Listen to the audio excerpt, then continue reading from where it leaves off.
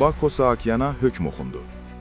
Bakı Hərbi Məhkəməsində Ermənistan vətəndaşlarının davam etdirilən məhkəmə prosesində təqsirləndirilən şəxslərə hökm oxunur.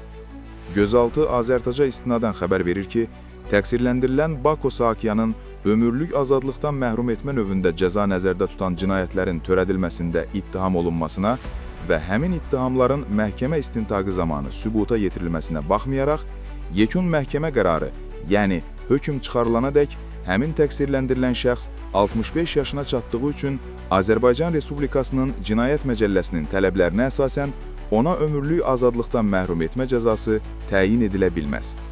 Hökmə əsasən, təqsirləndirilən Bako Saakyan qəti olaraq 20 il müddətinə azadlıqdan məhrum etmə cəzasına məhkum edilib. Xatırladaq ki, dövlət ittihamını müdafiə edən prokurorlar da təqsirləndirilən şəxs B. Saakyanın 20 il müddətinə azadlıqdan məhrum olunmasını təklif etmişdi. Gündəlik hadisələrdən xəbərdar olmaq üçün bizi izləyin. Söz altında yox, göz altıda qalan.